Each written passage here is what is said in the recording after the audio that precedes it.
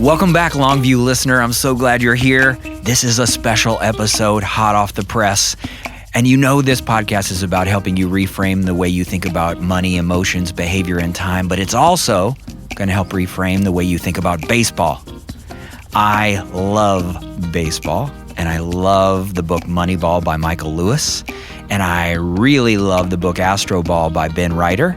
And I had the pleasure of talking with Ben, and that's what this episode is about how he predicted in 2014 that one of the losingest teams in sport would become one of the winningest teams.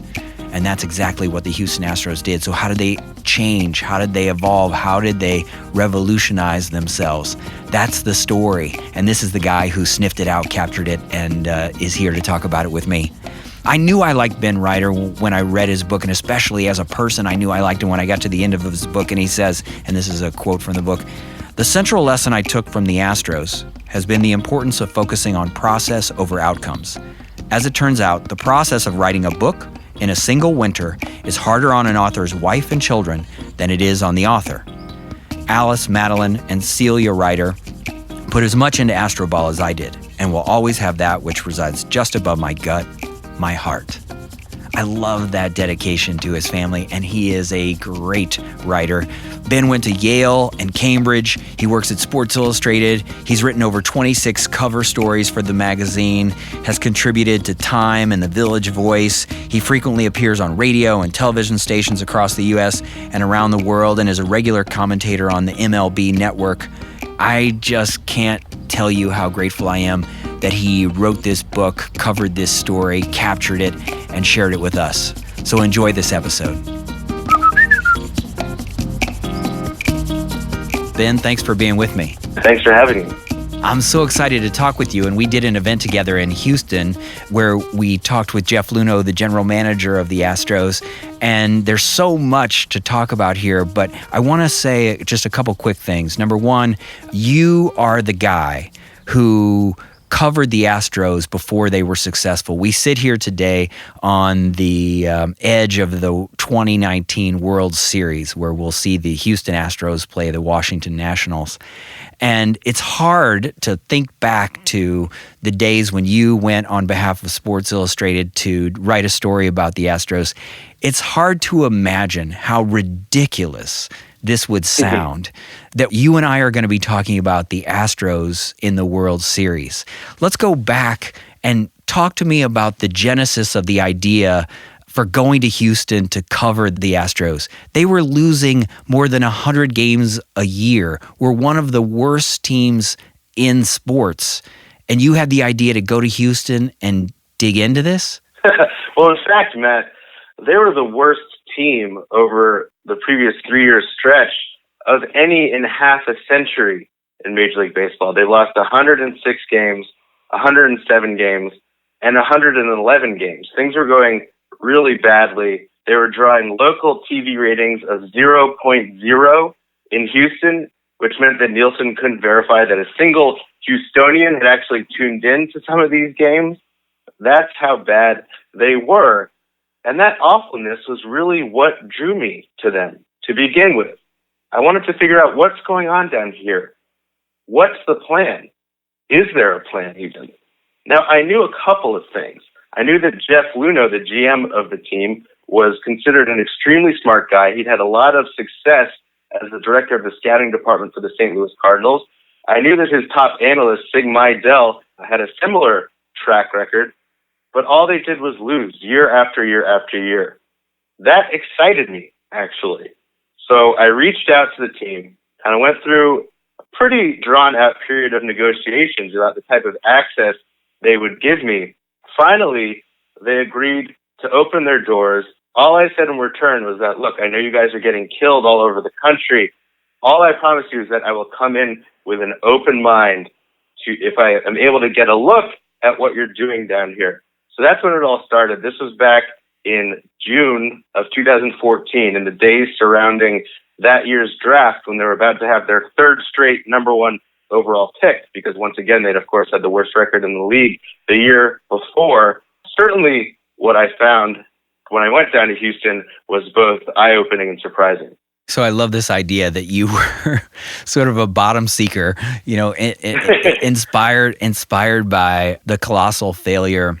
I think at the time didn't people sort of call them the Disastros? Yeah, Disastros or the Lastros, referring to their typical place in the division, one of the two. So you go down there, and I want to read a section from Astroball, which is an awesome book. If listeners of this podcast haven't checked out Astroball, I think it's a book much like Moneyball that goes beyond baseball. So even if you're not a huge baseball fan, you just want to know a turnaround story, or you love process, or you love the thinking behind how someone could go from sort of the basement to the tip top. You don't have to be a baseball lover to love Astroball. So I'm going to read a section, Ben, and then get your reaction. This is in the introduction, which the introduction is worth the price of the book, let me tell you. So you say, by the time I left Houston, I had started to think there was more than win totals riding on the Astros approach. If it worked, it might function as a proof of concept for a new way of thinking, not just about how to build a baseball team, but how humans and computers can bring the most out of each other. In an age in which we are deluged by data, with the specter of job-killing artificial intelligence on the horizon, positive results for the Astros could demonstrate that success is not a matter of man or machine, but of man plus machine, as long as man remains in charge. Or they could become the most disastrous, sustained loser in the history of not just sports, but any industry. One of the two. I love that section. And I want to know, when you go to Houston and get behind the curtain, what were the first signs of life? What were the signals to you that there was something there? Well, you have to remember, Moneyball, as pioneering as it was, as brilliant as it was, as impactful as it was on the sport, was at this time over a decade old. So that paradigm of using statistical analysis to identify overlooked factors that might lead to success, inefficiencies in other words, had been around for a while. So I was wondering what was next. And as I sat quietly, I should add, in the draft room of the Astros as they were discussing who they were going to pick number one overall, I sensed that something had changed. Now, I was sitting next to not just a bunch of analysts, right, but a bunch of real hardcore baseball men, very famous ones of them. Craig Biggio was in there, Nolan Ryan, a whole lot of seasoned scouts. And I noticed something, which is that, yes, the analysts certainly had their voice, led by Sig Mejdal. His team would weigh in on every player that they would discuss. But most of the discussion revolved around the impressions and the intuition and the observation of humans, of scouts. Now, one of the ideas of Moneyball is that you didn't need scouts anymore, that humans were flawed, they were biased, the information they could provide wasn't particularly valuable. That wasn't the case in Houston. Another thing is that I didn't sense any conflict between the stats guys and the scouts, right? This has been the story of baseball since Moneyball, that it was one versus the other, it was a battle. That's actually kind of how it was for Luhnow in St. Louis. But this was an incredibly cohesive room, each group working together to combine their skills to make the best decisions. And it quickly became clear that this is how each decision in the organization was made. So that really is what struck me. And as I kind of embedded with them for a few more days, I kept seeing this more and more. And I started to think, this feels like something new, something that's bringing back the positive aspects of the human factor and smartly integrating it with the power of analytics. You just hit on one of my favorite parts of the book and the story, and I think that's so beautiful that you keyed in and sniffed out that advantage, that it wasn't one versus the other, that they could work together to create better results. As you watch them today, do you feel like what you saw is still playing itself out? Certainly do, yes. I mean, look, I think that the landscape has changed around baseball, even since 2014. There are no dummies in the game anymore, right? There's no dumb money. Every team has a large and powerful analytics department. When Sig Mejdal got his first job in baseball from Jeff Luhnow in St. Louis in the mid-2000s.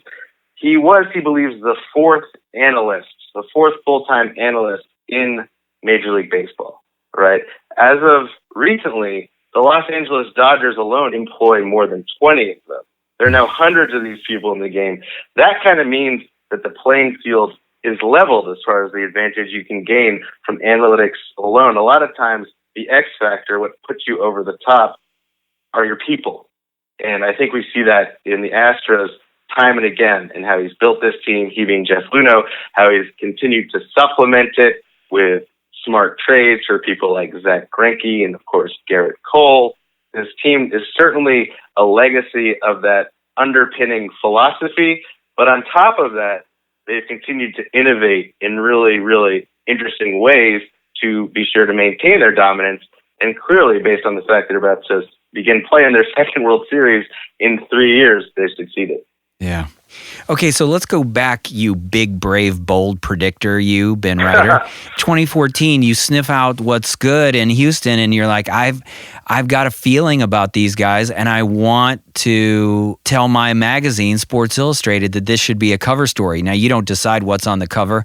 Again, must read the intro to hear the story about how this became the cover, because there are other great options every month for good cover stories. But Ben, I want to talk to you about how you figured out. So in 2014, colossal loser in the Astros, you predict that in 2017, they're going to win the World Series. And you convince the boss at Sports Illustrated to put this on the cover. Or somehow he decided to make it the cover story. That's a bold choice. And then it happened. It happened. Yeah. So what I want to know is, how did this story rise to the level of cover worthy at Sports Illustrated? And then how did you decide on the year 2017? And then how did you feel as you watched this transition happen from sort of a bold prediction to one that was starting to feel like it might actually happen? Well, to be perfectly honest with you, Matt, I've written tons of stories for Sports Illustrated that I thought were cover worthy, for which I've lobbied for the cover and didn't make it, right? This was not a story I ever expected would be a cover. Pause for 1 second, Ben. You have had like 26 or 27, I don't know how many it is now, cover stories for Sports Illustrated. I don't know if that's a record, but it's got to put you in one of the top groups of writers at Sports Illustrated. So you have to have been successful more than not, I think. Well, you'd be surprised how many end up inside and not pasted on the front of the magazine. But this one, look, I just thought it was a really fascinating story with fascinating people. But I thought, bottom line, Sports Illustrated doesn't put the worst team in a sport on its cover, right? So I didn't push for this. It was actually the editor-in-chief of the magazine then, Chris Stone, who after reading my 5,000-word piece said, you know what, this is fresh. I buy this. I'm going to put it on the cover. Got a question for you. Here's what I want to do. I want to say, if this thing works, this is when it's going to work. So what's the year? Is it 2020, 2019? And to be further honest with you, it was, again, kind of a mix of reporting and analysis and my own gut instinct to come up with 2017. Reporting-wise, I'd spent a lot of time with not just Jeff Luhnow, but Sig Mejdal and Mike Elias, who was then his scouting director. And the year 2017 kept coming up almost as a hypothetical. You know, like they'd say, if by 2017 this is happening, if by 2017 that is happening. So it started sounding to me like a target year internally for the Astros. That's since been denied to me. Some people have confirmed that actually it was. But anyway, that was what I pulled away from that. Then if you sat down and started looking at the players they had on board, the young nucleus that was just starting to develop. You know, George Springer had just debuted in the big leagues. Carlos Correa had not gotten there yet. But we started projecting forward, looking at the ages of these guys. When will they start reaching their primes? When will they start really being top-level contributors if they're going to become that? It was 2017 as well. Plus, you also figured, man, if they weren't at least a lot better by 2017, then this whole experiment had probably blown up, and Jim Crane, the owner's patience, would have certainly worn thin by then. So 2017 was really the year. As far as when I started to think that this might have a chance of happening, it was pretty fast. You'll remember, Matt, we got crushed for this cover across the country, in Houston, especially in Houston, actually. People, by and large, were very, very skeptical of this thing, saying that we were just trying to stir things up, throw a hot take out there. By 2015, the next year, they were all of a sudden much better. In fact, they made the first round of the playoffs. So by then, I was kind of feeling, you know what, no matter what happens in the next couple of years, there's clearly something to what they're doing here. Yeah, I love, I think you highlight this in the book, but I think people said thanks for the laugh when they saw the cover story. It was perceived even by Astros fans as a joke. So everyone's so impressed with how you saw this and appreciated the process. One of my favorite quotes from one of my mentors is, don't confuse strategy and outcome. Sometimes you can have the perfect strategy, but have a short-term outcome that's lousy. And the title of this podcast and the mantra of my firm is take the long view. How do you think Jim Crane, who is the principal owner of the Houston Astros, how did he separate himself from the short-term outcome? How did he take the long view with respect to the team? Well, he deserves a lot of credit for his patience, because we've seen how owners in other sports react to these prolonged rebuilding processes. And it's not well, right? The Browns fired their GM before it was done. The Sixers fired their GM, Sam Hinkie, before they got good. It's tough for an owner to be out there getting crushed in his hometown, not being able to show his face in restaurants and things like that. Maybe it's because Jim Crane has a background in the shipping and logistics business. He understands the value of focusing on process over outcome, something like that. But he stuck with Jeff Luhnow. He believed in this thing. They were showing incremental improvements. That certainly helped. But certainly if I had to take away one kind of mantra from this entire story, it is the importance of focusing on process over outcome. Because certainly the outcomes were not good, at least at the beginning. But if you could see how the process was continuing to improve and improve and improve, that's really what was important. And also important was, as you say, the long view that Jeff Luhnow took to this. They did not go through all this pain to build a team that might have a 1 or 2 year shot at contending. They went through all this to build a sustainable winner, even a dynasty, or at least as much of a dynasty as you can maintain in baseball in the modern era. They did this by making a lot of hard decisions. They would never trade one of their very elite prospects, their minor leaguers, for a short-term fix, even in seasons like 2015, 2017, when it seemed like they might have a shot, because he knew that those guys would be needed in the future, down the road, perhaps past the time frame of most other GMs. That's why they still have Alex Bregman and Yordan Alvarez and Kyle Tucker and the minor league pitcher Forrest Whitley. He still somehow managed to trade for the best pitching staff or the best rotation in the game anyway, with Garrett Cole, Justin Verlander, and Zach Greinke, because his minor league system was so deep. But really, it's process over outcome. And in fact, that's a lesson that I've really tried to apply to my own life, even while I was writing the book. Just like the Astros never envisioned the rings at the end, but rather focused on the day-to-day process of what they had to do to get there. That's kind of how I approached writing this book, not thinking about how it would feel in my hands when it was a hardcover, but the 1,300 words I had to write each and every day to make it happen. Let's talk for a second about the Astros and whether they perceived any risk in opening up to you, Sports Illustrated, and the curse of the cover. Did you get any pushback as you were sort of poking around and meeting with all the different players in the organization back in the days when you were writing the story? And then what was the reaction to you putting them on the cover? Well, Crane and Luhnow had resolved from the beginning to be as transparent with their fans about what they were doing as they could be. Now, I think that transparency had led to a lot of pushback publicly. Some fans were on board, but it kind of continued to me by allowing me to do what I'd honestly been asking organizations to let me do for a decade, which is come sit in their draft room, sit in on some of their meetings as a fly on the wall. They were the first ones to say yes. and they happen to be in a very unique position.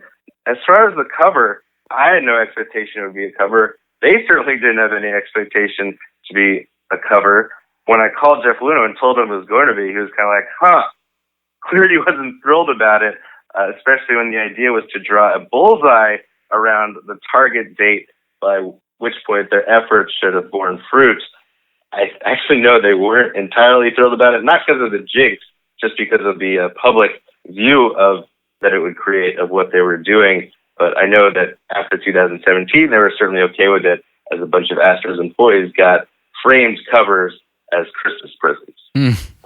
Kind of funny, though, to think about the Sports Illustrated jinx for a team who's lost 100 games every year for 3 years in a row. It's like, where would you go from there? Right. I thought about this. It's like, how do you jinx the worst baseball team in 50 years? Like, how much more do they have to fall? Well, it turned out, funny enough, in the short term, a lot of bad stuff happened, actually. Like, George Springer strained his hamstring.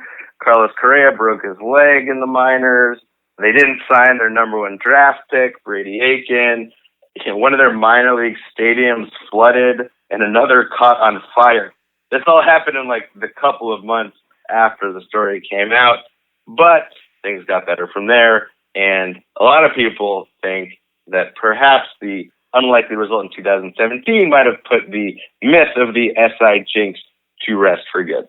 So you talk in the book, there's a section about growth mindset. Carlos Beltran is used as an example. And I really get the sense that this is an important piece of the magical mixture that the Astros have. Can you talk for a second about how you or the team defines growth mindset, and then maybe give an example of how it plays itself out? Growth mindset is a human quality they look for as far as prospects' ability to grow, to adapt, to be gritty, to take all of this analytical information that the team is now providing them and act on it to make themselves better, right? Carlos Beltran is a great example. He's somebody who's had a career-long growth mindset and helped a lot of the younger guys in his 1 year in Houston in 2017 improve themselves. It's been interesting to see that he's now considered a top contender for the Mets managerial job. Certainly no surprise to anybody who's read that chapter of Astroball. But I guess the guy that we should talk about right now as far as growth mindset, that certainly not physical growth, is Jose Altuve, right? Yeah. He was actually there when Jeff Luhnow arrived. He was one of the few holdovers, and they had some hard decisions to make. Like, they knew the organization was bad at the time when they got there, but they still had 300 players under contract. And they figured at least a few of those players would be worth keeping around. One of the few they kept was a 5'6" infielder from Venezuela who had been signed in 2007 for $15,000, and it essentially kept coming back to the tryout until the Astros signed him. That was Jose Altuve. To be honest, and Jeff Luhnow's honest, he originally thought, hey, this guy, he's a flat hitter, plays good defense, runs. He's going to be a useful kind of middle infielder for us, worst case. But as everybody had done with Jose Altuve his whole life, they underestimated him at first. They quickly saw that he's somebody who could learn really quickly, who was tough, who had been told no his whole life, and instead of getting down about that or quitting, had resolved to prove his doubters wrong. And every tool they gave him, he was able to act upon, including, you know what? You swing at everything, Jose. You can hit everything. You hit it on the ground the opposite way. What if you started focusing on pitches that were really in your hitting zone and trying to pull the ball, trying to hit with some uppercut? So he started to do that, and that is how a 5'6" player became the AL MVP, a power hitter, and, as everybody knows, just recently, the guy who hit the bottom of the ninth home run off of Aroldis Chapman in Game 6 of the ALCS to send the team back to the World Series. Amazing. There's a quote in the book from Bregman where he says something like, one of the reasons I have this opportunity is because I'm a winner. And you say, it was the sort of thing that many players said winkingly. Bregman wasn't joking. Right. I think part of that came from some theory that Sig had about undersized players developing this sort of grit, or I'll show you, I'll prove it to you, don't underestimate me, that resolve is exactly what you're pointing to. And I think as I watched Altuve hit that home run to end the game against the Yankees, it does have this, David versus Goliath incredible element to it that you just find hard to believe. A 5'6" player facing a big 100-mile-an-hour relief pitcher and just crushing the ball at the moment of greatest pressure and intensity. There has to be some different mindset because so many of us would fold under that sort of pressure. Right. I mean, that is a theory that they have, and it's a reason why, Altuve is 5'6", Bregman is like 5'9", and these are arguably their two best offensive players. These are players, especially in Altuve's case, who a lot of other teams would just reject out of hand, right? Under the theory that when you're 5'6", you just can't be a good big leaguer, right? But for the Astros, height is just one data point in the vast constellation of data points, both statistical and human, that they assemble. And there are many, many other things that can overwhelm that one factor. That's why they have Jose Altuve now, and that's why they have Alex Bregman. Okay, so the Astros are clearly it's a smart bunch. We talked about this when we were together, but you wrote a story about the Astros and how they went after Zach Greinke. Important pitcher for those of you who aren't following trades in Major League Baseball. A really important pitcher who the Astros acquired late in the year. It was July 31st, just before the trading deadline. Yeah. And so one of the things that the manager for the Astros, AJ Hinch, says is that he likes about Zach Greinke is he's intellectually curious. I haven't heard a manager compliment a baseball player by saying he's intellectually curious. Yeah, no, certainly that's not something you'd have heard 10, definitely not 20 years ago.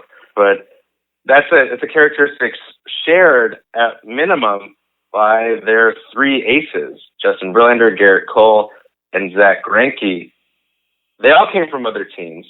They were all stunned by the wealth of analytical information they were provided with by the Astros, and they all knew that they could help them.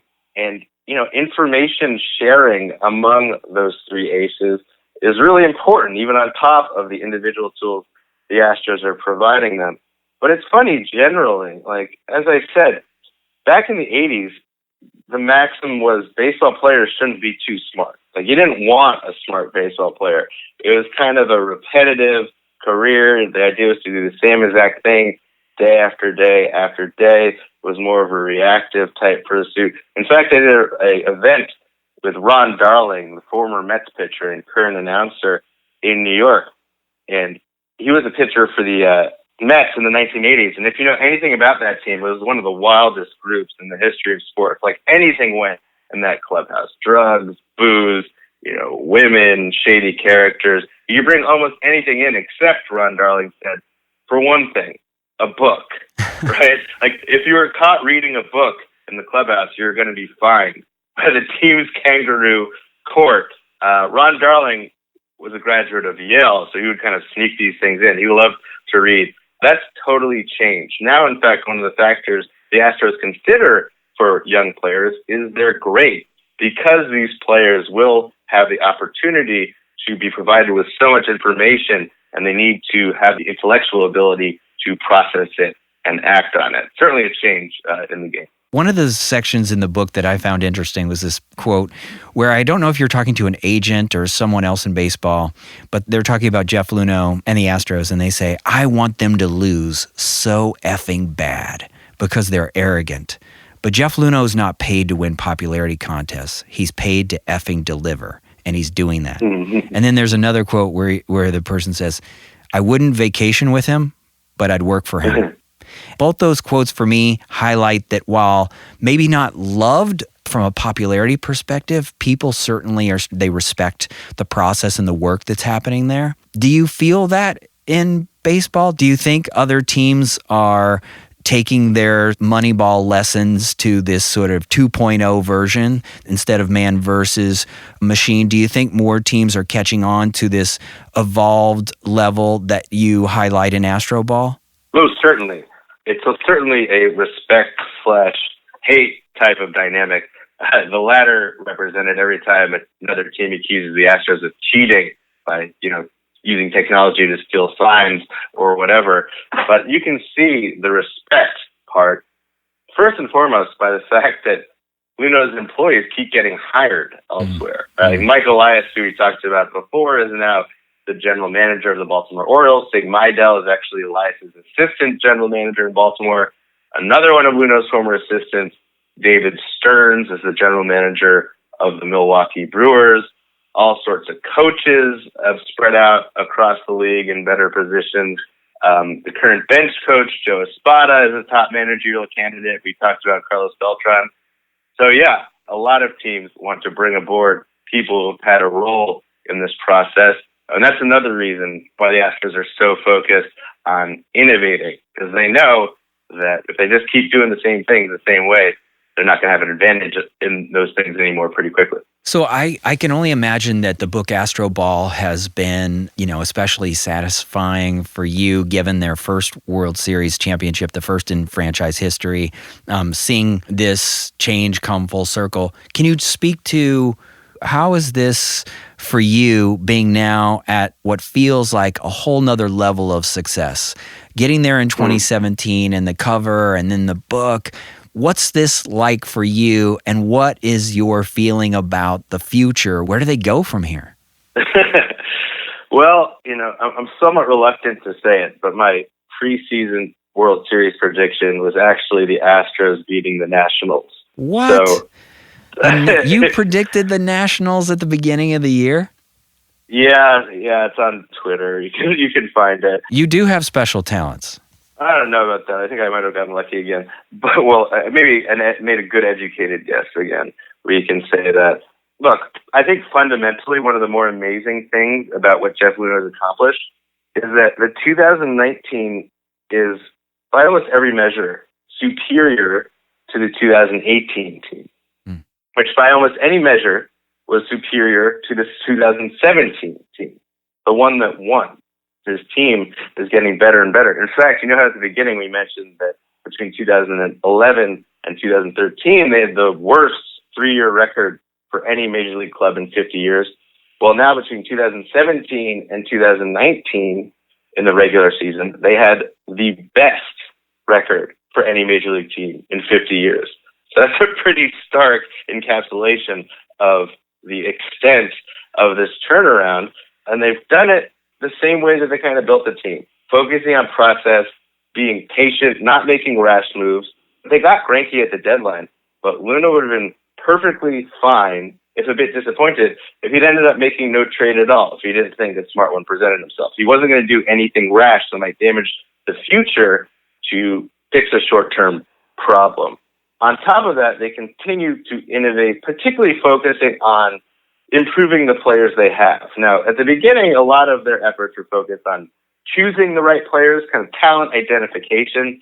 Now, a lot of their efforts are focused on performance enhancement. Once we have the players we like, what tools can we give them to become the best versions of themselves? A lot of it involves using technology to help pitchers refine their deliveries and the way they throw the ball to do it the best they can again and again and again. And look, it's certainly not a coincidence that so many pitchers who come to Houston, including great ones like Justin Verlander and Garrett Cole, find entirely new levels of success not long after they arrive. There was a New York Times piece in August, I think, where they called the Houston Astros Major League Baseball's happy place. And I think it spoke to exactly what you just said, which is Houston is really a place that is helping extract the best out of the talent they have. And it's really unbelievable to think about how humongous this transition has been. Look, culturally, things have changed a lot. When they started their program, there was a ton of pushback within their own organizations by players. Now, certainly players have seen how analytics combined with the human factor can improve their own individual fortunes. I mean, Garrett Cole was a very good pitcher before he arrived in Houston. He's going to be a free agent after this year. His 2 years in Houston will probably end up netting him like well north of $100 million extra dollars as a free agent. That's no exaggeration. It might be much more than that. So certainly all those examples plus the rings on their fingers, plus the winning, plus the culture, there really aren't any players who are still pushing back against all these newfangled techniques anymore. Yeah, if we go back to where we started, you think about Moneyball. Moneyball is the book that led to Jeff getting his first job in baseball with the St. Louis Cardinals. And that's right. Of course, Moneyball became a movie. The book by Michael Lewis became a movie, and Brad Pitt starred as Billy Bean. Is Astroball going to become a movie, Ben? I would love it. I imagine if they win for a second time in 3 years, the odds will go up. Yeah. So cool. Well, you are an amazing writer, Ben Reiter. Did you know you were going to be a writer your whole life? I wanted to be. I mean, that was always something that really I loved to do, and I thought it'd be cool to have a career in. Mine was somewhat of an unconventional path to working at Sports Illustrated, and then I was a history major, and then I got a master's degree in international relations. I thought I might end up being more of a political writer or something like that. But when I got my job at Sports Illustrated as a young guy 15 years ago, I quickly realized that sports provides a prism to tell really all sorts of stories with implications that spread far beyond the lines or whatever, the diamond. And certainly Astroball is one of those. It is a story that's rooted in sports, and I think it's an inspiring sports story.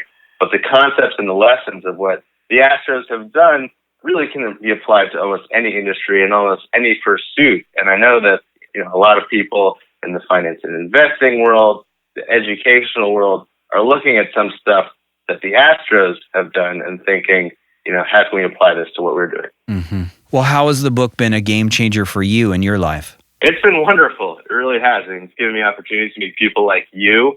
The reception of it has just been really astonishing and exciting. And then it continues to be relevant here more than a year after it came out, with certainly an assist from what the Astros are doing has been fantastic. And, just having ownership over something like this has been a phenomenal experience too. And so who's going to win the World Series? Are the Astros going to win the World Series? What does the data say? Well, no, the data certainly suggests they're the favorite. I mean, I think if you look at prediction websites like Nate Silver's 538, well, they have the Astros as a 60% chance of winning the series, which honestly is about as big a chance as you could have in a baseball series. Like, baseball is not a sport in which the best team almost always wins. That's one of the reasons that makes it so exciting. But man, I had the Astros back in spring. I'm certainly not changing my mind now. Well, Ben, thanks for coming on Take the Long View. You are the guy. Is there any place people can follow you or anything you want people to do or read beyond checking out the book Astroball? Sure. I'd certainly encourage them to check out Astroball if interested. You can read my work in Sports Illustrated at SI.com. You can follow me on Twitter as well at Ben Reiter, BenReiter. Well, thanks so much for your work. I'm sure at some level, Houston and the Astros are grateful for this. I think it's an amazing thing that you did, that you were able to find the idea and then to figure it out and then to capture it in such an elegant way. I know I'm grateful just as a fan of sport and a fan of people who don't confuse strategy and outcome. So thanks for your work. I think it's amazing. And I appreciate you coming on and talking with our listeners. Thanks, Matt. Appreciate it.